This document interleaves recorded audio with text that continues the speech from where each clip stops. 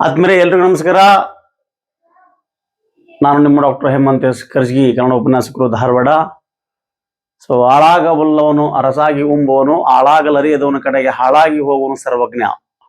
ಸರ್ವವನ್ನು ತಿಳಿದಂತಹ ತ್ರಿಕಾಲಜ್ಞಾನಿ ಸರ್ವಜ್ಞನನ್ನ ಏನ ಹೃದಯ ಮಂದಿರದಲ್ಲಿ ನೆನೆಯುತ್ತಾ ಸೊ ಹೇಮಂತ್ ಕನ್ನಡಿಗ ಎಂಬ ಯೂಟ್ಯೂಬ್ ಚಾನಲ್ಗೆ ತಮ್ಮೆಲ್ಲರನ್ನು ಆತ್ಮೀಯ ಸ್ವಾಗತಿಸಿಕೊಳ್ತೇನೆ. ಮಿತ್ರರೇ, ಈಗಾಗಲೇ VAO ವಿಲೇಜ್ ಅಕೌಂಟೆಂಟ್ ಆಫೀಸರ್ ಮತ್ತೆ PDO ಪಂಚಾಯತ್ ಡೆವಲಪ್ಮೆಂಟ್ ಆಫೀಸರ್ಸ್ ಈ ರೀತಿಯಾಗಿರುವಂತಹ ಪರೀಕ್ಷೆಗಳನ್ನ ತಾವೆಲ್ಲರೂ ಬರೆದಿದ್ದೀರಿ ಅನ್ನುವಂತ ಭಾವಿಸ್ತೇನೆ. ಸೊ ಯಾರ್ಯಾರೆಲ್ಲ ಅಪಾಯಿಂಟ್ ಆಗಿದ್ದೀರಿ ಅವರಿಗೆಲ್ಲ ಶುಭಾಶಯಗಳು. ಯಾರು ಅಪಾಯಿಂಟ್ ಆಗಿಲ್ವೋ ಅವರಿಗೆ ಮತ್ತೆ ಹೊಸದಾಗಿರುವಂತಹ ನೋಟಿಫಿಕೇಶನ್ಗಳು ಕಾಯ್ತಾ ಇದೆ. ಸೊ ಆ ಒಂದು ನೋಟಿಫಿಕೇಶನ್ಗೆ, ಆ ಒಂದು ಪರೀಕ್ಷೆಗಳಿಗೆ ತಾವೆಲ್ಲರೂ ಸಿದ್ಧತೆಯನ್ನ ಭರಪೂರಿಯಾಗಿ ಮಾಡಿಕೊಡ್ರಿ ಅನ್ನುವಂತ ಮಾತನ್ನು ತಿಳಿಸ್ತಾ ಸೊ ಹೇಮಂತ್ ಕನ್ನಡಿಗ ಎನ್ನುವಂತ ಯೂಟ್ಯೂಬ್ ಚಾನಲ್ ಅಲ್ಲಿ ಈಗಾಗಲೇ ಸಾಕಷ್ಟು ರೀತಿಯಾಗಿರುವಂತಹ, ಅದರಲ್ಲೂ ಕನ್ನಡ ವಿಷಯಕ್ಕೆ ಸಂಬಂಧಪಟ್ಟಂತ ಮಾಹಿತಿಯನ್ನ ಪ್ರತಿನಿತ್ಯನೂ ಹಂಚಿಕೊಳ್ತಾ ಇದ್ವಿ. ಸೊ VAO ಮತ್ತು PDO ಪರೀಕ್ಷೆಗಳಿಗೆ ಸೊ ದಾಸೋಹ, ಅಕ್ಷರ ದಾಸೋಹ ಎಂಬ ಕಾರ್ಯಕ್ರಮದಲ್ಲಿ ಸಾಕಷ್ಟು ರೀತಿಯ ತರಗತಿಗಳನ್ನ ಹೇಮಂತ್ ಕನ್ನಡಿಗ ಎಂಬ ಯೂಟ್ಯೂಬ್ ಚಾನಲ್ ಈಗಾಗಲೇ ಮಾಡಲಾಗಿದೆ. ವಿದ್ಯಾರ್ಥಿಗಳ ಕೋರಿಕೆಯ ಮೇರೆಗೆ SDA FDA ಕ್ಲಾಸಸ್ ಅನ್ನು ಶುರು ಮಾಡಿದ್ದೀವಿ. ಸೊ ಅದರಲ್ಲೂ ಹಳೆಯ ಪ್ರಶ್ನೆ ಪತ್ರಿಕೆಗಳನ್ನ ಸೊ ಚರ್ಚೆ ಮಾಡೋದಾಗಿರ್ಲಿ, ಅದ್ರ ಬಗ್ಗೆ ಸಂಪೂರ್ಣವಾಗಿ 360 ಡಿಗ್ರಿ ಆಂಗಲ್ ಅಲ್ಲಿ ಚರ್ಚೆ ಮಾಡೋದಾಗಿರ್ಲಿ, ಅಥವಾ ವಿಷಯಗಳನ್ನ ಕೊಡೋದಾಗಿರ್ಲಿ, ಅದು ಯಾಕೆ ಈ ರೀತಿ ಪ್ರಶ್ನೆಗಳನ್ನ ಕೇಳಲಾಗುತ್ತೆ ಎಂಬಂತ ಎಲ್ಲಾ ಮಾಹಿತಿಗಳನ್ನ ಕೊಡ್ತಾ ಹೋಗ್ತೀವಿ. So welcome to Hemanth Kannadiga YouTube channel. So ಇದರ ಒಂದು ಉದ್ದೇಶ 4 ಜನ ವಿದ್ಯಾರ್ಥಿಗಳಿಗೆ ಸಹಾಯ ಆಗ್ಲಿ ಅನ್ನುವಂಥದ್ದೇ ಮುಖ್ಯ ಉದ್ದೇಶ ಇದೆ ಎಂಬುದನ್ನ ನಾನು ನಿಮಗೆ ತಿಳಿಸ್ಲಿಕ್ಕೆ ಇಷ್ಟಪಡ್ತೇನೆ. ಸೊ FDA SDA ನೋಟಿಫಿಕೇಶನ್ ಆದ್ಮೇಲೆ ಓದುವಂಥದ್ದು ತುಂಬಾ ಬುದ್ಧಿವಂತರ ಲಕ್ಷಣ.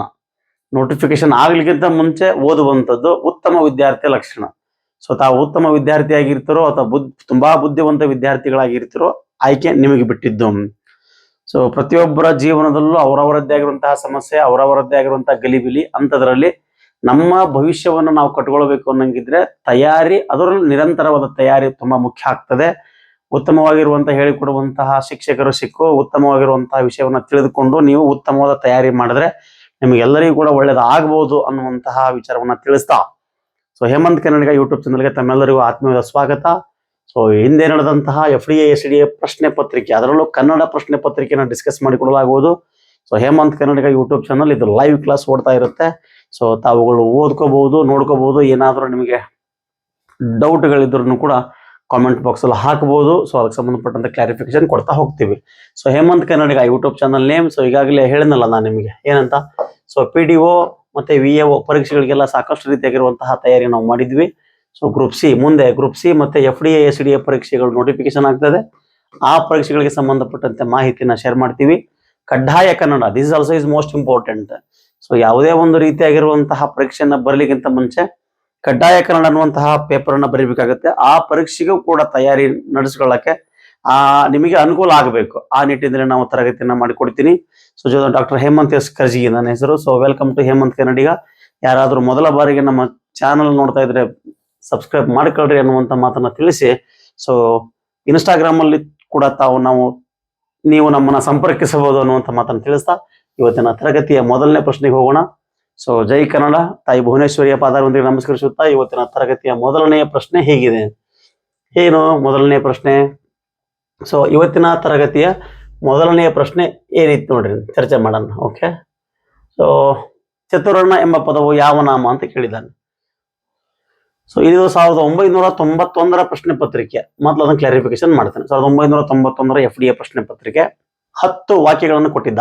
1, 2, 3, 4, 5, 6, 7, 8, 9, 10 ವಾಕ್ಯಗಳನ್ನು ಕೊಟ್ಟಿದ್ದ. ಆ 10 ವಾಕ್ಯಗಳನ್ನು ಕೊಟ್ಟು ಆ ಒಂದು ವಾಕ್ಯದಲ್ಲಿ ಒಂದು ವರ್ಡ್ ಅನ್ನ ಅಂಡರ್ಲೈನ್ ಮಾಡಿದ್ದ. ಆ ಅಂಡರ್ಲೈನ್ ಮಾಡಿರುವಂತ ಪದ ವ್ಯಾಕರಣದಲ್ಲಿ ಏನಾಗುತ್ತೆ ಅನ್ನುವಂತ ಪ್ರಶ್ನೆಯನ್ನ ಕೇಳಿದ್ದ. ಸೊ ಇವಾಗ ನಾನು ಆ ಒಂದು 10 ವಾಕ್ಯಗಳನ್ನ ಬಿಟ್ಟು ನೇರವಾಗಿ ಏನು ಪ್ರಶ್ನೆ ಬಂದಿತ್ತು ಅದಕ್ಕೆ ಏನು ಉತ್ತರವನ್ನು ನೀವು ಬರೆಯಬಹುದು ಅನ್ನುವಂತ ಮಾತನ್ನು ಚರ್ಚೆ ಮಾಡ್ತಾ ಹೋಗ್ತೇನೆ. ಸೊ ಒಂದು ಊರಿನಲ್ಲಿ ಒಬ್ಬ ಚತುರ್ಣನಾದ ವ್ಯಕ್ತಿ ಇದ್ದ ಅಂತ ಪದಕ್ಕೆ ವಾಕ್ಯ ಕೊಟ್ಟಿದ್ದ ಅಂತ ಹೇಳಿ ಅಲ್ಲಿ ಚತುರ್ಣ ಎಂಬ ಪದವನ್ನು ಅಂಡರ್ಲೈನ್ ಮಾಡಿದ್ದ. ಹಂಗಾರೆ ಚತುರ್ಣ ಎಂಬ ಪದ ಅಂದ್ರೆ ಏನು ಅನ್ನುವಂಥದ್ದನ್ನ ನಾವಿವತ್ತು ಚರ್ಚೆ ಮಾಡೋಣ.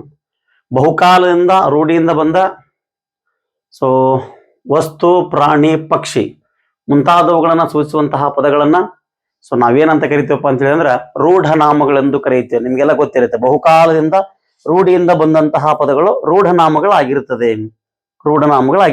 ಓಕೆ. ಸೊ ವಿವಿಧ ರೀತಿಯ ಭಾವನೆಗಳನ್ನ ತಿಳಿಸುವಂತಹ ಪದಗಳು ಭಾವನಾಮಗಳಾಗಿರ್ತದೆ.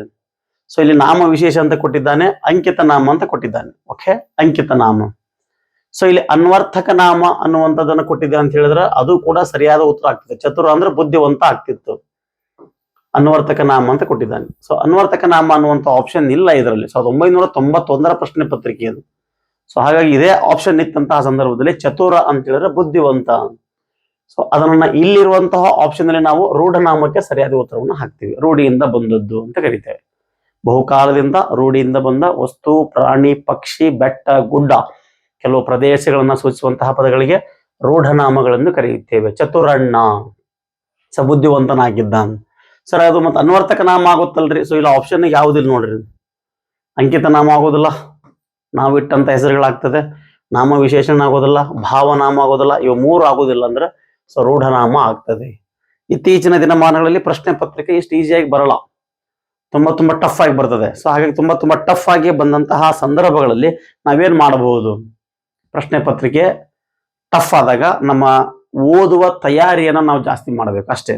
ಈ ರೀತಿಯಾಗಿರುವಂತಹ ಪ್ರಶ್ನೆಗಳು ಬರಬಹುದು, ಬಟ್ ಆದ್ರೆ ಈ ರೀತಿ ಇಷ್ಟು ಮೇಲ್ಮೇಲೆ ಕೇಳಲಿಕ್ಕೆ ಅಸಾಧ್ಯ ಅನ್ನುವಂಥದ್ದು. ಸೊ ಇವತ್ತಿನ ಮೊದಲನೆಯ ಪ್ರಶ್ನೆ 1991 ಪ್ರಶ್ನೆ ಪತ್ರಿಕೆ ಮೊದಲನೆಯ ಪ್ರಶ್ನೆ ಹೀಗಿದೆ. ಚತುರಣ್ಣ ಅಂತಿದೆ. ಕೊಟ್ಟಿರುವಂತಹ ಆಪ್ಷನ್ ನಾವು ಇದನ್ನ ರೂಢನಾಮ ಮಾಡಬಹುದು. ಒಂದು ವೇಳೆ ಆಪ್ಷನ್ ನಾಗ ಅನ್ವರ್ಥಕ ನಾಮ ಇದ್ರೂ ಕೂಡ ಅನ್ವರ್ಥಕ ನಾಮ ಆಗ್ತಿತ್ತು. ಸೊ PUC ಪ್ರಥಮ ಪಠ್ಯ ಪುಸ್ತಕವನ್ನು ನೋಡಿದ್ರೆ ಗೊತ್ತಾಗ್ತದೆ. ಅಲ್ಲಿ ಚತುರಣ ಚಾತುರ್ಯ ಅಂತ ಒಂದು ಪಾಠ ಇತ್ತು. ತಾವೆಲ್ಲ ಓದಿದಿರಲ್ಲ ಗೊತ್ತಿಲ್ಲ. ಯಾದವ ಕವಿಯವರು ಬರೆದಿರುವ ಚತುರಣ ಚಾತುರ್ಯ ಎಂಬ ಪಾಠ ಇತ್ತು. ಸೊ ಹಾಗಾಗಿ ನೀವು ಅದನ್ನು ಗಮನಿಸಿ. ಚತುರ ಅಂದ್ರೆ ಬುದ್ಧಿವಂತ ಅಂತ ಕರಿತೇವೆ. ಓಕೆ, ಸೊ ಮುಂದೆ ಹೋಗೋಣ. ಕ್ವಶನ್ ನಂಬರ್ 2, ಮೂವರು ಅಂತಿದೆ. ಹಾಗಾದ್ರೆ ಮೂವರು ಅನ್ನುವಂಥದ್ದನ್ನು ವ್ಯಾಕರಣದ ಪರಿಭಾಷೆಯಲ್ಲಿ ಏನಂತ ಕರಿಬಹುದು ಅಂತಿದೆ. ಮೂವರು ಅನ್ನುವಂಥದ್ದನ್ನು ವ್ಯಾಕರಣದ ಪರಿಭಾಷೆಯಲ್ಲಿ ಏನಂತಾರ. ಸೊ ಎಲ್ಲ ಓದಿರ್ತೀರಿ, ತಿಳಿದುಕೊಂಡಿರ್ತೀರಿ, ಅರ್ಥೈಸ್ಕೊಂಡಿರ್ತೀರಿ. ಸೊ ಓದುವಿಕೆ ತುಂಬಾ ಮುಖ್ಯ ಆಗ್ತದೆ. ಸೊ ನಾವು ನೋಡುವಂತ ನೋಟ ಆಗಿರ್ಲಿ, ನಾವು ಮಾತನಾಡುವಂತ ಮಾತಾಗಿರ್ಲಿ ತುಂಬಾ ಮುಖ್ಯ ಆಗ್ತದೆ. ಯಾವ ರೀತಿ ಕ್ರಮಬದ್ಧತೆಯಿಂದ ನಾವು ಓದ್ತೀವಿ ಅನ್ನೋದು ಮುಖ್ಯ ಆಗ್ತದೆ. ಯಾವ ಕ್ಲಾಸ್ಗಳನ್ನು ನಾವು ನೋಡ್ತೀವಿ ಅನ್ನೋದು ಮುಖ್ಯ ಆಗ್ತದೆ. ಯಾರು ತಿಳಿದಂತಹ ವ್ಯಕ್ತಿಗಳು ಪಾಠ ಮಾಡ್ತಾರೆ ಅನ್ನೋಂಥದ್ದು ಮುಖ್ಯ ಆಗ್ತದೆ. ಯಾರ್ಯಾರೋ ಯಾವ್ಯಾವ್ದನ್ನ ಪಾಠ ಮಾಡಿ, ಯಾರ್ಯಾರೋ ಯಾವ್ದನ್ನ ಕೇಳ್ಕೊಂಡು ಹಳ್ಳ ಹಿಡಿದು ಹೋಗುವಂತಹ ಸನ್ನಿವೇಶಗಳಲ್ಲಿ ಉತ್ತಮವಾಗಿ ಯಾರೇ ಪಾಠ ಮಾಡಿದ್ರು ಕೂಡ ನೀವು ಅದನ್ನು ನೋಡ್ಕೊಳ್ಳಿ, ಓದ್ಕೊಳ್ಳಿ, ತಿಳ್ಕೊಳ್ಳಿ, ಅರ್ಥೈಸ್ಕೊಳ್ಳಿ ಅನ್ನುವಂಥ ಮಾತನ್ನು ತಿಳಿಸ್ತಾ ಪ್ರಶ್ನೆ ನಂಬರ್ 2 ಬಂದಿದ್ದೇನೆ. ಮೂವರು ಅಂತಿದೆ. ವ್ಯಾಕರಣದ ಪರಿಭಾಷೆಯಲ್ಲಿ ಏನಂದು ಕರೆಯುತ್ತಾರೆ? ಸಂಖ್ಯಾವಾಚಕ, ಪರಿಮಾಣವಾಚಕ, ಪ್ರಕಾರವಾಚಕ, ಸಂಖ್ಯೆಯ ವಾಚಕ ಅಂತಿದೆ. ಕೇವಲ ಸಂಖ್ಯೆಯನ್ನ ಸೂಚಿಸಿದ್ರೆ ಸಂಖ್ಯಾವಾಚಕ ಅಂತ ಕರಿಬೇಕು. ಕೇವಲ ಸಂಖ್ಯೆಯನ್ನ ಸೂಚಿಸಿದ್ರೆ ಸಂಖ್ಯಾವಾಚಕ. ಫಾರ್ ಎಕ್ಸಾಂಪಲ್ ಇದನ್ನ ಸಂಖ್ಯಾವಾಚಕ ಮಾಡ್ಬೇಕಂದ್ರೆ 3 ಅನ್ನುವಂಥ ಉತ್ತರ ಆಗ್ತದೆ, ಸಂಖ್ಯಾವಾಚಕ. ಪರಿಮಾಣವಾಚಕ, ವಿವಿಧ ರೀತಿಯ ವಸ್ತುಗಳ ಅಳತೆ ಮತ್ತು ಗಾತ್ರವನ್ನ ಸೂಚಿಸುವಂತಹ ಪದಗಳಿಗೆ ಪರಿಮಾಣವಾಚಕಗಳು ಅಂತ ಕರೀತಾರೆ. ಒಂದು ವಸ್ತುವನ್ನ ಮತ್ತೊಂದು ವಸ್ತುವಿನೊಂದಿಗೆ ಹೋಲಿಕೆಯೊಂದಿಗೆ ವರ್ಣಿಸುವಂತಹ ಪದಗಳನ್ನ ಪ್ರಕಾರವಾಚಕಗಳು ಅಂತ ಕರೀತಾರೆ. ಸೊ ಪರಿಮಾಣವಾಚಕ, ಪ್ರಕಾರವಾಚಕ ಇವೆರಡು ಅಲ್ಲ. ಸಂಖ್ಯೆಯ ವಾಚಕ ಅಂತಿದೆ ನೋಡಿ, ಸಂಖ್ಯೆಯ ವಾಚಕ ರೈಟ್ ಆನ್ಸರ್. ಕೇವಲ ಸಂಖ್ಯೆಯನ್ನ ಸೂಚಿಸುವಂಥದ್ದು ಸಂಖ್ಯಾವಾಚಕ. ಫಾರ್ ಎಕ್ಸಾಂಪಲ್ 3 ಅನ್ನುವಂಥದ್ದು ಸಂಖ್ಯಾವಾಚಕ ಅಂತ ಮಾಡ್ತೀವಿ. 3 ಸಂಖ್ಯಾವಾಚಕ. ಓಕೆ, ಮೂವರು ಅಂತಿದೆ. ಮೂವರು ಸಂಖ್ಯೆಯ ವಾಚಕ ಅಂತ ಬರೀತೀವಿ. ಮೂವರು ಅಥವಾ ಮೂರನೆಯ ಅಂತಾನೂ ಕೂಡ ಮಾಡಬಹುದು. ಮೂರನೆಯ ಅಂತಾನೂ ಕೂಡ ಮಾಡಬಹುದು. ಸೊ ಮೂವರು ಸಂಖ್ಯೆಯ ವಾಚಕ ಎಂಬುದನ್ನ ನಾವು ಅರ್ಥೈಸಿಕೊಳ್ತೇವೆ. ಮೂವರು ಅನ್ನುವಂಥದ್ದನ್ನ ಸಂಖ್ಯೆಯ ವಾಚಕ ಅಂತ ಓದ್ತೇವೆ. ಸೊ ಹಾಗಿದ್ರೆ ಕ್ವಶನ್ ನಂಬರ್ 2. ಹಾಗಾದ್ರೆ ಕ್ವಶನ್ ನಂಬರ್ 3ಕ್ಕೆ ಹೋಗೋಣ. ಕ್ವಶನ್ ನಂಬರ್ 3 ಏನಾಗಬಹುದು? ಕ್ವಶನ್ ನಂಬರ್ 3 ಕಳ್ಳತನ ಅಂತಿದೆ. ಕಳ್ಳತನ ವ್ಯಾಕರಣದ ಪರಿಭಾಷೆಯಲ್ಲಿ ಏನಾಗ್ತದೆ? ವ್ಯಾಕರಣದ ಪರಿಭಾಷೆಯಲ್ಲಿ ಏನಾಗ್ತದೆ? ಓಕೆ, ಇದು ತದ್ದಿತಾಂತ ಅಂತ ಆಗ್ಬೇಕು. ತದ್ದಿತಾಂತ. ಓಕೆ, ತದ್ದಿತಾಂತ ಸಮಾಸ ಸಾಪೇಕ್ಷ ಕೃದಾಂತ ಅವ್ಯಯ ಅಂತಿದೆ. ಸೊ ತುಂಬಾ ಈಸಿ ಆಗಿರುವಂತಹ ಪ್ರಶ್ನೆ. ಓಕೆನಾ, ತುಂಬಾ ಈಸಿ ಆಗಿರುವಂತದ್ದು. ಸೊ ನಾಮಪದದ ಮೂಲ ರೂಪವನ್ನ ನಾಮ ಪ್ರಕೃತಿ ಅಂತ ಕರೀತಾರೆ. ಮುಂದಿನ ದಿನಮಾನಗಳಲ್ಲಿ ಇದ್ರ ಬಗ್ಗೆ ಡೀಟೇಲ್ಸ್ ಆಗಿ ಓದ್ತೇನೆ, ಡೀಟೇಲ್ಸ್ ಆಗಿ ತಿಳಿಸ್ಕೊಡ್ತೇನೆ, ಡೀಟೇಲ್ಸ್ ಆಗಿ ಹೇಳ್ತೇನೆ. ಸೊ ನೀವು ಕೂಡ ಓದ್ಕೊಳ್ರಿ. ಕಳ್ಳತನ, ಇಲ್ಲಿ ತನ ಎಂಬಂತಹ ಪ್ರತ್ಯಯ ಇದೆ. ತನ, ಇಕೆ, ಉ, ಫು, ಮೇ ಎಂಬ ಪ್ರತ್ಯಯ ಇದೆ. ಜಾಣತನ, ದಡ್ಡತನ, ಶೂರತನ, ಸಿರಿತನ, ಹಿರಿತನ, ಮನೆತನ, ಕಳ್ಳತನ, ಬಡತನ ಅನ್ನುವಂತಹ ಪದಗಳು ಬಂದ್ರೆ ಸೊ ಇದನ್ನು ನಾವು ತದ್ದಿತಾಂತಕ್ಕೆ ಸಂಬಂಧಪಟ್ಟಂಗೆ ಕರಿತೇವೆ. ತದ್ದಿತಾಂತಕ್ಕೆ ಸಂಬಂಧಪಟ್ಟಂಗೆ ಕರಿತೇವೆ. ಹಂಗಾರ ಅ ಇಕೆ ಇಗೆ ಒಣಿಗೆ ಒಳಿಗೆ ಟ ತ ಅಪ್ಪು ಅಕೆ ಅತೆ ಉತ್ತ ಉತ ದರೆ ಅಲು ಅಲಿಕೆ ದು ಅ ಇ ಎಂಬ ಪ್ರತ್ಯಯಗಳು ಸೇರಿ ಆಗುವಂತಹ ಪದವನ್ನ ಕೃದಂತಗಳು ಅಂತ ಕರಿತೀವಿ. ಕೃದಂತ ಅವೇ ಅಲ್ಲ, ಕೃದಂತಗಳು, ಕೃತ್ ಪ್ರತ್ಯಯಗಳು ಅಂತ ಕರಿತೀವಿ. ಕ್ರಿಯೆಯು ನಿರಂತರವಾಗಿ ನಡೆಯುತ್ತಲೇ ಇರುತ್ತದೆ ಅಥವಾ ಒಂದು ವಾಕ್ಯ ಸಂಪೂರ್ಣವಾಗಲು ಮತ್ತೊಂದು ಕ್ರಿಯಾಪದದ ಸಹಾಯವನ್ನ ಬಯಸುವಂತಹ ಪದಗಳಿಗೆ ಸಾಪೇಕ್ಷ ಕ್ರಿಯಾಪದಗಳು ಅಂತ ಕರಿತೀವಿ. ಸೊ ಕೃದಂತ ಅವೇ ಅಲ್ಲ, ಸಾಪೇಕ್ಷ ಅಲ್ಲ. ಸಮಾಸ, ಎರಡು ಪದಗಳ ಮಧ್ಯೆ ಕ್ರಿಯೆ ನಡೆದ್ರೆ ಸಮಾಸ ಅಂತ ಕರಿತೇವೆ. ಎರಡು ಅಕ್ಷರಗಳ ಮಧ್ಯೆ ಕ್ರಿಯೆ ನಡೆದ್ರೆ ಸಂಧಿ ಅಂತ ಕರಿತೇವೆ. ಸಂಧಿ ಮತ್ತು ಸಮಾಸದ ಬಗ್ಗೆ ಮುಂದಿನ ತರಗತಿಯಲ್ಲಿ ನಾವು ನೋಡೋಣ. ಸೊ ಈಗಾಗಲೇ ಸಂಧಿಗಳ ಬಗ್ಗೆ ನಮ್ಮ ಯೂಟ್ಯೂಬ್ ಚಾನಲ್ ಅಲ್ಲಿ ತರಗತಿಗಳು ಆಲ್ರೆಡಿ ಮಾಡಲಾಗಿದೆ, ತಾವು ನೋಡ್ಕೋಬಹುದು. ಸಮಾಸ ಅನ್ನುವಂತಹ ವಿಷಯಗಳನ್ನ ಮುಂದಿನ ದಿನಮಾನಗಳಲ್ಲಿ ತಿಳಿಸಿಕೊಡ್ತೇನೆ. ಹಾಗೆಲ್ಲ ತದ್ದಿತ್ತ ಅಂತ ಅಂತಿದೆ, ತನ ಇಕೆ ಉ ಪು ಮೆ, ಅದರಲ್ಲೂ ಯಾವುದಪ್ಪ ಅಂತೇಳಿ ತದ್ದಿತ್ತಂತ ಭಾವನಾಮ ಅಂತ ಆಗ್ತದೆ. ಗಾರ ಕಾರ ದಾರ ಬಾರ ಕೋರ ಆರ ವಂತ ಈಗ ಅಡಿಗೆ ಇತ್ತಿ ಗಿತ್ತಿ ಗಾರ್ತಿ ತಿ ಏ ಈ ತನ ಇಕೆ ಉ ಪು ಮೆ ಅಂತೆ ಹೊರಗೆ ಓಸ್ಕರ ಸಲುವಾಗಿ ಹಾಗೆ ಮಟ್ಟಿಗೆ ತನಕ ಓಲ್ ಎಂಬ ಪ್ರತ್ಯಯಗಳು ಬರ್ತಾವೆ. ಆ ಪ್ರತ್ಯಯಗಳ ಆಧಾರದ ಮೇಲೆ ಬರುವಂತಹ ಪದ. ಸೊ ಈ ಹಿಂದೆ ಸಿಕ್ಕಾಪಟ್ಟೆ ಪ್ರಶ್ನೆ ಕೇಳಿದ್ದ, ಸೊ ತಮ್ಮ ಗಮನಕ್ಕಿರಲಿ, ಇದು ತದ್ದಿತ ಅಂತ ರೈಟ್ ಆನ್ಸರ್. ಓಕೆನಾ? ಸೊ ಹೆಂಗ್ ಪ್ರಶ್ನೆ ಕೇಳ್ತಾನೆ ಇದ್ರ ಬಗ್ಗೆ ಅಂದ್ರೆ, ಕನ್ನಡವನ್ನ ಬಲ್ಲವನನ್ನ ಕನ್ನಡಿಗ ಅಂತ ಕರೀತಾರೆ. ಕನ್ನಡವನ್ನ ಬಲ್ಲವನ ಕನ್ನಡಿಗ ಅಂತ ಕರೀತಾರೆ. ಹಾಗಾದ್ರೆ ಕನ್ನಡಿಗ ಅನ್ನುವಂತಹ ಪದ ಸ್ತ್ರೀಲಿಂಗ ರೂಪ ಏನು ಅಂತ ಪ್ರಶ್ನೆ ಕೇಳಿದ್ದ. ಕನ್ನಡಿಗ ಅನ್ನುವಂತಹ ಪದ ಸ್ತ್ರೀಲಿಂಗ ರೂಪ ಏನಂತ ಕೇಳಿದ್ದ. ಸೊ ಕನ್ನಡಿಗ ಎಂಬ ಪದ ಸ್ತ್ರೀಲಿಂಗ ರೂಪ ಏನಂದ್ರೆ ಕನ್ನಡತಿ ಅಂತ ಓದ್ತೇವೆ, ಕನ್ನಡತಿ. ಓಕೆ, ಕೆಚ್ಚದೆಯ ಕನ್ನಡತಿ ಅನ್ನು ಅಕ್ಕ ಅಂತ ನೀವು ಕೇಳಿರ್ಬೋದು. ಕೆಚ್ಚದೆಯ ಕನ್ನಡತಿ ಅನ್ನು ಅಕ್ಕ ಅಂತ ಹೇಳಿ ಸರ್ಕಾರಿ ಶಾಲೆಗಳಿಗೆ ಬಣ್ಣವನ್ನು ಬಳಿಯುತ್ತಾ ಸರ್ಕಾರಿ ಶಾಲೆಗಳನ್ನು ಉನ್ನತ ದರ್ಜೆಗೆ ಏರಿಸುತ್ತಿರುವಂತ ಒಂದು ಹೆಣ್ಣುಮಗಳು, ತನ್ನದೇ ಆಗಿರುವಂತಹ ತಂಡವನ್ನು ಕಟ್ಟಿಕೊಂಡು ಹೋರಾಟವನ್ನ ಮಾಡುತ್ತಾ ಜೀವನ ಮಾಡುತ್ತಿರುವಂತ ಒಬ್ಬ ಗಟ್ಟಿಗಿತ್ತಿ ಹೆಣ್ಣುಮಗಳು ಕೆಚ್ಚದೆಯ ಕನ್ನಡತಿ ಅನ್ನುವ ಅಕ್ಕ ಅಂತಿದೆ ನೋಡಿ. ಕನ್ನಡಿಗ ಅನ್ನುವಂಥದ್ದು ಪುಲ್ಲಿಂಗ ಆದ್ರೆ ಕನ್ನಡತಿ ಅಂತ ಏನ್ ಕೇಳ್ತಾರೆ ಸ್ತ್ರೀಲಿಂಗ. ಸೊ ಈ ರೀತಿಯಾಗಿರುವಂತಹ ಪ್ರಶ್ನೆಗಳು ಈ ತದ್ದಿತ ಅಂತ ಅನ್ನುವಂತಹ ಟಾಪಿಕ್ ಮೇಲೆ ಬರಬಹುದು. ಮುಂದಿನ ದಿನಮಾನಗಳಲ್ಲಿ ಡೀಟೇಲ್ ಆಗಿ ಅದರ ಬಗ್ಗೆ ಡಿಸ್ಕಸ್ ಮಾಡ್ತಾ ಹೋಗೋಣ. ಓಕೆ, ಮುಂದಿನ ಪ್ರಶ್ನೆಗೆ ಹೋಗೋಣ. ಕ್ವಶನ್ ನಂಬರ್ ನೆಕ್ಸ್ಟ್ ಪ್ರಶ್ನೆ 5, ಕಂಡು ಹಿಡಿಯಲು ಅಂತಿದೆ. ಕಂಡು ಹಿಡಿಯಲು ಹಂಗಾರೆ ಇದು ಏನು ಅಂತ ಕೇಳನ್ರಿ. ಕಂಡು ಹಿಡಿಯಲು ಏನು? ಪ್ರಯೋಜನ ಕ್ರಿಯಾಪದ, ಕರ್ಮಣಿ ಪ್ರಯೋಗ, ಕೃದಂತ ಭಾವನಾಮ, ದಿರುಕ್ತಿ ಅಂತಿದೆ. ದಿರುಕ್ತಿ ಅಂತ. ಸೊ ಪ್ರಯೋಜನ ಕ್ರಿಯಾಪದ ರಾಂಗ್ ಆಗ್ಬೋದು, ಕರ್ಮಣಿ ಪ್ರಯೋಗ ರಾಂಗ್ ಆಗ್ಬೋದು, ಕೃದಂತ ಭಾವನ ದಿರುಕ್ತಿನೂ ಕೂಡ ರಾಂಗ್ ಆಗ್ಬೋದು. ಕೃದಂತ ಭಾವನಾಮ, ಇಲ್ಲಿ ಕೃದಂತ ಭಾವನಾಮ ಅನ್ನೋದಕ್ಕಿಂತ ಇದು ಕೃದಂತ ಅಂತ ಅಷ್ಟ ಆಗ್ಬೇಕಿತ್ತು. ಯಾಕೆ ಕೃದಂತ ಅಂತ ಅಷ್ಟ ಆಗ್ಬೇಕು ಅನ್ನೋದಕ್ಕೆ ಅಂತ ಹೇಳಿದ್ರೆ, ಸೊ ನಾನು ಆವಾಗಲೇ ಪ್ರತ್ಯಯಗಳನ್ನು ಹೇಳಿದೆ. ಅ ಇಕೆ ಇಗೆ ಒಣಿಗೆ ಒಳಿಗೆ ಟ ತ ಅಪ್ಪು ಅಕೆ ಅತೆ ಉತ್ತ ಉತ ದರೆ ಅಲು ಅಲು ಅಲಿಕೆ ದು ಅ ಈ ಎಂಬ ಪ್ರತ್ಯಯಗಳು ಸೇರಿ ಆಗುವಂತ ಪದವನ್ನ ಅದು ಎಂಬ ಪ್ರತ್ಯಯಗಳನ್ನು ಕೃತ್ ಪ್ರತ್ಯಯಗಳು ಅಂತಾರೆ. ಈ ಕೃತ್ ಪ್ರತ್ಯಯಗಳು ಸೇರಿ ಆಗುವಂತಹ ಪದವನ್ನ ಕೃದಂತ ಅಂತ ಕರೀತಾರೆ. ಮತ್ತು ಕೃದಂತದಲ್ಲಿ ಎಷ್ಟು ಪ್ರಕಾರಗಳು ಅಂದ್ರೆ 3 ಪ್ರಕಾರಗಳು ಅಂತ ಕರಿತೇವೆ. ಕೃದಂತ ನಾಮ ಅಂತ, ಕೃದಂತ ಭಾವನಾಮ ಅಂತ, ಕೃದಂತ ಅವ್ಯಯ ಅಂತ ಕರಿತೇವೆ. ಕೃದಂತ ಅವ್ಯಯ. ಹಂಗಾರ ಅಲು ಎಂಬ ಪ್ರತ್ಯಯ ಕೃದಂತ ಅವ್ಯಯದಲ್ಲಿ ಕಂಡು ಬರ್ತದೆ. ಉತ್ತ ಉತ ದರೆ ಅಲು ಹಿಡಿಯಲು ತಿನ್ನಲು ಕೇಳಲು ಸಾಯಲು ಎಂಬ ಪ್ರತ್ಯಯ ಬರ್ತದೆ. ಸೊ ಹಾಗಾಗಿ ಕೃದಂತ ಅನ್ನುವಂಥ ಆಪ್ಷನ್ ಆಗಬೇಕು. ಒಂದ್ ವೇಳೆ ಕೃದಂತ ಭಾವನಾಮ ಅಂತ ಆನ್ಸರ್ ಹಾಕಿದ್ರು ಕೂಡ ದಟ್ ಇಸ್ ರೈಟ್ ಆಗ್ತದೆ. ಸೊ ಈ ರೀತಿಯಾಗಿರುವಂತಹ ಪ್ರಶ್ನೆ 1991 ಪ್ರಶ್ನೆ ಪತ್ರಿಕೆ ಇದು, FDA ಪ್ರಶ್ನೆ ಪತ್ರಿಕೆ. ಸೊ ನಾನು ಈಗಾಗಲೇ ಹೇಳಿದ್ದೀನಿ, FDA ನಮ್ಮ ವಿದ್ಯಾರ್ಥಿಗಳಿಗೆ, ನನ್ನ ನೆಚ್ಚಿನ ವಿದ್ಯಾರ್ಥಿಗಳಿಗೆ ಇದರ ಸಿನಾಪ್ಸಿಸ್ ಕೊಡ್ತೀನಿ ಅಂತ ಹೇಳಿದ್ದೀನಿ, ಇದರ ಡೀಟೇಲ್ಸ್ ಆಗಿ ಉತ್ತರ ಬರೆದು ಕೊಡ್ತೀನಿ ಅಂತ ಹೇಳಿದ್ದೀನಿ. FDA ಪರೀಕ್ಷೆಗೆ ನಿಮ್ಮನ್ನು ತುಂಬಾ ಚೆನ್ನಾಗಿ ತಯಾರು ಮಾಡ್ತೀನಿ ಅನ್ನುವಂಥ ಮಾತನ್ನು ಕೂಡ ಈಗಾಗಲೇ ನಾನು ನಿಮಗೆ ತಿಳಿಸಿದ್ದೀನಿ. ಓಕೆ, ಸೊ ಮುಂದಿನ ಪ್ರಶ್ನೆಗೆ ಹೋಗೋಣ. ಸೊ ಈಗಾಗಲೇ ರತ್ನತ್ರಯರ ಬಗ್ಗೆ ನಮ್ಮ ಯೂಟ್ಯೂಬ್ ಚಾನಲ್ ಅಲ್ಲಿ ಮಾಹಿತಿ ಇದೆ. ಸೊ ಯಾರಾದ್ರೂ ನೋಡಿಲ್ಲ ನಂಗಿದ್ರೆ ನೋಡಬಹುದು. ಮೊದಲ ಬಾರಿಗೆ ನಮ್ಮ ಚಾನಲ್ ಅನ್ನ ಯಾರಾದ್ರೂ ನೋಡ್ತಾ ಇದ್ರೆ ಸಬ್ಸ್ಕ್ರೈಬ್ ಮಾಡ್ಕೋಬಹುದು, ನಿಮ್ಮ ಸ್ನೇಹಿತರಿಗೆ ತಿಳಿಸಬಹುದು. ರತ್ನತ್ರಯರು ಪಂಪ, ಪೊನ್ನ, ರನ್ನ ಅಂತ ಕರಿತೇವೆ. ರೈಟ್, ಕವಿ ಚಕ್ರವರ್ತಿಗಳು ಪೊನ್ನ, ರನ್ನ, ಮುಂದೆ ಜನ್ನ ಅಂತ ಕರಿತೇವೆ. ಸೊ ಸಂಪೂರ್ಣವಾದ ಮಾಹಿತಿಯನ್ನ ಈಗಾಗಲೇ ತಿಳಿಸಿದ್ದೀನಿ. ಸೊ ನೀವು ಅದನ್ನು ನೋಡ್ಕೋಬಹುದು. ಸೊ ಮುಂದಿನ ಪ್ರಶ್ನೆಗೆ ಹೋಗೋಣ. ಹೂಡಿದನು ಎಂಬಂತಹ ಪದ ಇದೆ, ಏನಾಗಬಹುದು? ಹೂಡಿದನು ಎಂಬಂತಹ ಪದ ಇದೆ, ಏನು ಅಂತ ಕೇಳಿದ್ದಾರೆ. ಯಾವ ಕಾಲ ಅಂತ ಕೇಳಿದ್ದಾನೆ. ಭೂತಕಾಲ, ವರ್ತಮಾನ ಕಾಲ, ಭವಿಷ್ಯತ್ ಕಾಲ. ಸೊ ಆಪ್ಷನ್ ಇದೆ, ಅಪೂರ್ಣ ಕಾಲ ಅಂತ ಕೊಟ್ಟಿದ್ದಾರೆ. ಸೊ ಒಂದು ಸಾರಿ ತಿಳ್ಕೊಂಡ್ಬಿಡ್ಬೇಕು, ಪದೇ ಪದೇ ತಿಳ್ಕೊಳ್ಳೋ ನೆಸಿಟಿ ಬರೋದೇ ಇಲ್ಲ. ಕೊಟ್ಟಿರುವಂತಹ ಪದದಲ್ಲಿ ದ ಎಂಬ ಪ್ರತ್ಯಯ ಬಂದ್ರೆ ಅದು ಭೂತಕಾಲ. ಓಕೆ. ದ ಉತ್ತ ಅನ್ನುವಂತಹ ಪದ ಬಂದ್ರೆ ವರ್ತಮಾನ ಕಾಲ.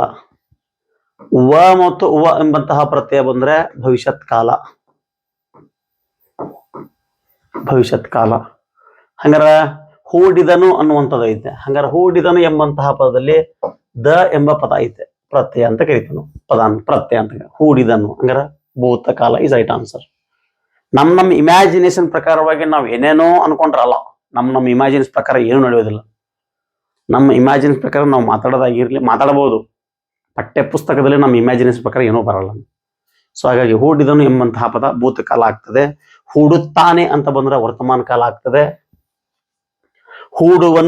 ಹೂಡುವವನು ಅಂತ ಹೇಳಿದ್ರೆ ಭವಿಷ್ಯತ್ ಕಾಲ ಆಗ್ತದೆ. ಸೊ ಇವುಗಳನ್ನು ನೆನಪಿಟ್ಕೋಬೇಕು. ದ, ಉತ್ತ, ವ ಮತ್ತು ವ ಇವುಗಳನ್ನು ನೆನಪಿಟ್ಕೊಂಡ್ರೆ ಖಂಡಿತವಾಗಿಯೂ ಕೂಡ ಈ ರೀತಿಯಾಗಿರುವಂತಹ ಪ್ರಶ್ನೆ ಬಂದ್ರೆ ಆನ್ಸರ್ ಮಾಡಬಹುದು. ಓಕೆ. ಸೊ ಮುಂದಿನ ಪ್ರಶ್ನೆಗೆ ಹೋಗೋಣ. Question number 7. ಖಾಸ ಅನ್ನುವಂತಹ ಪದ ಇದೆ. ಖಾಸ ಏನ್ ಹಿಂಗಂದ್ರ ಅಂತ ಕೇಳೋಣ. ಖಾಸ ದೇಶ ಪದ, ತತ್ಸಮ ವಿರುದ್ಧಾರ್ಥಕ, ಅನ್ಯ ದೇಶ ಪದ. ಭಾರತ ದೇಶವನ್ನ ಸಾಕಷ್ಟು ರೀತಿಯಾಗಿರುವ ವಿದೇಶಿಗರು ಆಳ್ವಿಕೆಯನ್ನ ಮಾಡಿದ್ರು ಮೋಸದಿಂದ. ಫ್ರೆಂಚರು ಬಂದ್ರು, ಪೋರ್ಚುಗೀಸರು ಬಂದ್ರು, ಡಚ್ಚರು ಬಂದ್ರು, ಬ್ರಿಟಿಷರು ಬಂದ್ರು. ಸೊ ಒಬ್ಬೊಬ್ಬರು ಬಂದು ಹೋದಾದ್ಮೇಲೆ ಆಯಾ ಒಂದು ಆಳ್ವಿಕೆ ಮಾಡಿದಂಥವರ ಪ್ರಭಾವ ನಮ್ಮ ಭಾಷೆ ಮೇಲೆ ಜಾಸ್ತಿ ಬಿತ್ತು. ಕನ್ನಡ ಭಾಷೆ ಸಂಸ್ಕೃತ ಭಾಷೆಯಿಂದ ಹುಟ್ಟಿದೆ ಅನ್ನುವಂಥ ಮಾತನ್ನು ಹೇಳ್ತಾರೆ, ಬಟ್ ಅದು ತಪ್ಪು ಅನ್ನುವಂಥ ವಾದನೂ ಕೂಡ ಐತೆ. ಕನ್ನಡ ಭಾಷೆಯ ಮೇಲೆ ಸಂಸ್ಕೃತ ಭಾಷೆಯ ಪ್ರಭಾವ ಇದೆ ಅನ್ನುವಂಥದ್ದನ್ನ ಸಾಕಷ್ಟು ಜನ ಚರ್ಚೆ ಮಾಡ್ತಾರೆ. ಹಂಗ ಸೊ ಸಂಸ್ಕೃತದ ಕೆಲವೊಂದು ಪದಗಳಿದೆ, ಇಂಗ್ಲಿಷ್ನಿಂದ ಕೆಲವೊಂದು ಪದಗಳಿದೆ, ಹಿಂದಿಯಿಂದ ಕೆಲವೊಂದು ಪದಗಳಿದೆ, ಹಿಂದೂಸ್ತಾನಕ್ಕೆ ಪದಗಳು ಬಂದಿದೆ, ಸೊ ಪೋರ್ಚುಗೀಸ್ ಪದಗಳಿದೆ. ಹೀಗೆ ಸೊ ಬೇರೆ ಬೇರೆ ಒಂದು ಭಾಷೆಗಳಿಂದ ನಮ್ಮ ಭಾಷೆಗೆ ಬಂದಿರುವಂತಹದ್ದು ಅಥವಾ ನಮ್ಮ ಕನ್ನಡ ಭಾಷೆಯಲ್ಲಿ ಬಳಸುವಂತಹ ಪದಗಳಿಗೆ ಅನ್ಯ ದೇಶೀಯ ಪದಗಳು ಅಂತ ಕರೀತಾರೆ. ಅನ್ಯ ದೇಶೀಯ. ಖಾಸ ಅನ್ನುವಂಥದ್ದು ಅನ್ಯ ದೇಶೀಯ ಪದ ಇಲ್ಲಿ ಕೊಟ್ಟಿರುವಂತ ಆಪ್ಷನ್. ಸೊ ವಿರುದ್ಧಾರ್ಥಕ ಪದಗಳು ನೀವು ನೋಡಿದ್ರೆ ಗೊತ್ತಾಗ್ಬಿಡುತ್ತೆ ವಿರುದ್ಧಾರ್ಥಕ ಪದ. ಸೊ ವಿರುದ್ಧಾರ್ಥಕ ಪದಗಳು ಒಂದಕ್ಕೊಂದು ಪೂರಕವಾಗಿರುತ್ತದೆ. ಸೊ ನಾನು ಸಾಕಷ್ಟು ರೀತಿಯಾಗಿ ಚರ್ಚೆ ಮಾಡಿದ್ದೇನೆ. ನಿಶೆ ಎಂಬಂತಹ ಪದ ವಿರುದ್ಧಾರ್ಥಕ ಪದ ಉಷೆ. ನಿಶೆ ಅಂದ್ರೆ ಕತ್ಲು, ಉಷೆ ಅಂದ್ರೆ ಬೆಳಕು. ಈ ರೀತಿ ಇರ್ತದೆ. ನೋವು, ನಲಿವು, ಸುಖ, ದುಃಖ, ಮೇಲೆ ಕೆಳಗೆ. ಓಕೆ. ಸೊ ಬಟ್ ಇಲ್ಲಿ ತತ್ಸಮ ತದ್ಭವಗಳು ಸಂಸ್ಕೃತದಲ್ಲಿ ಬಳಕೆ ಆಗುವಂತಹ ಪದಗಳು ಕನ್ನಡದಲ್ಲಿ ಬಳಕೆ ಆಗುವಾಗ ಹಾಗೆ ನೇರವಾಗಿ ಬಳಕೆ ಆಗ್ತದೆ. ಇಂತಹ ಪದಗಳಿಗೆ ತತ್ಸಮಗಳೆಂದು, ಕನ್ನಡಕ್ಕೆ ಬರುವಾಗ ಅಲ್ಪ ಸ್ವಲ್ಪ ವ್ಯತ್ಯಾಸಗಳನ್ನು ಹೊಂದದೆ, ಇಲ್ಲಾಂದ್ರೆ ಪೂರ್ಣ ಪ್ರಮಾಣದ ವ್ಯತ್ಯಾಸವನ್ನು ಹೊಂದಿರುತ್ತಂತಹ ಪದಗಳನ್ನ ತದ್ಭವಗಳೆಂದು. ಸೊ ಇದು ಕೂಡ ಅಲ್ಲ. ಸೊ ದೇಶ ಶಬ್ದ, ನಮ್ಮ ಕನ್ನಡ ಭಾಷೆಯ ಪದಗಳೆಲ್ಲವೂ ದೇಶ ಶಬ್ದ ಆಗ್ತದೆ. ಸುಮಾರು ಜನ ವಿದ್ಯಾರ್ಥಿಗಳಿಗೆ ಇದು ಕನ್ಫ್ಯೂಷನ್. ಸರ್, ದೇಶ ಪದಗಳು ಯಾವುವು, ಅನ್ಯ ದೇಶೀಯ ಪದಗಳು ಯಾವುವು, ಕನ್ನಡ ಪದಗಳು ಅಂತ ಹೆಂಗೆ ಕಂಡುಹಿಡಿಯೋದು? ನಮ್ಮ ದೇಹದಲ್ಲಿರುವಂತಹ ಭಾಗಗಳು, ನಾವು ದಿನನಿತ್ಯ ಬಳಸುವಂತಹ ಪದಗಳು. ಸೊ ಅದಕ್ಕೆ ಅದರದೇ ಆಗಿರುವಂತಹ ಕೆಲವೊಂದು ನಿಯಮಗಳಲ್ಲವು. ಆ ನಿಯಮಗಳನ್ನ ಮುಂದಿನ ತರಗತಿಯಲ್ಲಿ ಹೇಳ್ತಾ ಹೋಗ್ತೇನೆ. ಓಕೆ. ಸೊ ಖಾಸ ಎಂಬ ಪದವು ಅನ್ಯ ದೇಶೀಯ ಪದ ಆಗಿದೆ ಅನ್ನೋದು ತಿಳ್ಕೊಂಡ್ರೆ ಸಾಕು. ಸೊ ಮುಂದಿನ ಪ್ರಶ್ನೆಗೆ ಹೋಗೋಣ. Question number 8. ಕೊಡಲ್ಪಟ್ಟಿತು ಅಂತಿದೆ. ಕೊಡಲ್ಪಟ್ಟಿತು. ಸೊ ಇದನ್ನ ವ್ಯಾಕರಣದ ಪರಿಭಾಷೆಯಲ್ಲಿ ಏನಂತಾರೆ ಅನ್ನುವಂತಹ ಪ್ರಶ್ನೆನ ಕೇಳಿದ್ದಾನ ಅವನು. ತುಂಬಾ ಚೆನ್ನಾಗಿರುವಂಥದ್ದು. ಸೊ ಕೊಡಲ್ಪಟ್ಟಿತು ಏನಿದು ಈ ಕೊಟ್ಟಿರುವಂತ ವಾಕ್ಯದಲ್ಲಿ ಅಂತ ಕೇಳಿದ್ದಾನು. ಹಂಗಾರೆ ಆಪ್ಷನ್ಸ್ ಅನ್ನ ಸರಿಯಾಗಿ ಓದ್ಕೊಳ್ಳೋಣ. ಏನಂತ? ಕರ್ತರಿ ಪ್ರಯೋಗ, ಅಶುದ್ಧ ಪ್ರಯೋಗ, ಉಪಮಾವಾಚಕ, ಕರ್ಮಣಿ ಪ್ರಯೋಗ ಅಂತಿದೆ. ಉಪಮಾವಾಚಕ ಪದ ಅಂತರೂ ಸೊ ಇದಾಗೋದಿಲ್ಲ. ಅಶುದ್ಧ ಪ್ರಯೋಗನೂ ಕೂಡ ಆಗೋದಿಲ್ಲ. ಕರ್ತರಿ ಪ್ರಯೋಗ ಐದರ್ ಕರ್ಮಣಿ ಪ್ರಯೋಗ, ಇವೆರಡರಲ್ಲಿ ಯಾವ್ದಾರು ಒಂದಂತ ಜಸ್ಟಿಫಿಕೇಶನ್ ಮಾಡ್ಬೇಕೀಗ. ಕನ್ನಡದಲ್ಲಿ ಬಳಸುವಂತಹ ವಾಕ್ಯ ಪ್ರಭೇದವನ್ನ ಕರ್ತರಿ ಪ್ರಯೋಗವೆಂದು, ಸಂಸ್ಕೃತದಲ್ಲಿ ಬಳಸುವಂತಹ ವಾಕ್ಯ ಪ್ರಯೋಗವನ್ನ ಕರ್ಮಣಿ ಪ್ರಯೋಗವೆಂದು ಕರೆಯುತ್ತಾರೆ. ಇಷ್ಟ. ಮತ್ತೆ ಕರಿಮಣಿ ಮಾಲೀಕ ರಾಹುಲ್ ಅಂದಿರಿ ಹಂಗಲ್ಲ. ಸೊ ಕರ್ತರಿ ಪ್ರಯೋಗ ಕರ್ತೃ ಪ್ರಧಾನ ನಮ್ಮದು, ಕರ್ಮಣಿ ಪ್ರಯೋಗ ಕರ್ಮ ಪ್ರಧಾನ ವಾಕ್ಯ. ಭಾಷೆಯ ಅತ್ಯಂತ ಚಿಕ್ಕ ಘಟಕಕ್ಕೆ ಧ್ವನಿ ಅಂತ ಕರೀತಾರೆ. ಧ್ವನಿ. ಹಂಗಾರೆ ಭಾಷೆಯ ಅತ್ಯಂತ ದೊಡ್ಡ ಘಟಕ ಯಾವ್ದಪ್ಪ ಅಂದ್ರೆ ವಾಕ್ಯ ಅಂತ ಕರೀತಾರೆ. ಚಿಕ್ಕ ಘಟಕ ಧ್ವನಿ, ದೊಡ್ಡ ಘಟಕ ವಾಕ್ಯ ಅಂತ ಕರೀತಾರೆ. ಹಾಗಾದ್ರೆ ಇಲ್ಲಿ ನಾವು ಗಮನಿಸಲೇಬೇಕಾಗಿರುವಂತ ವಿಷಯ, ಚಿಕ್ಕ ಘಟಕ ದೊಡ್ಡ ಘಟಕ ಅಂತ ಕರಿತೇವೆ. ಗಮನಿಸಲೇಬೇಕಾದ ಅಂಶ ವಾಕ್ಯ ಪ್ರಯೋಗ ಅಂತ ಕರಿತೇವೆ. ರೈಟ್. ರಾಮನು ಮರವನ್ನು ಕಡಿದನು ಅಂತ ಓದ್ತೇವೆ. ಕಡಿದನ್ನು ಅಂತ ಓದ್ತೇವೆ. ಸೊ ಕರ್ತೃ ನಮ್ಮದು ಕರ್ತೃ ಪದ ಈಸ್ ವೆರಿ ಇಂಪಾರ್ಟೆಂಟ್. ಇದನ್ನ ಸಂಸ್ಕೃತ ಭಾಷೆಯಲ್ಲಿ ಹೇಗೆ ಬರೀತಾರಪ್ಪ ಅಂದ್ರೆ ರಾಮನಿಂದ ಮರವು ಕಡಿಯಲ್ಪಟ್ಟಿತು ಅಂತ ಬರೀತಾರೆ.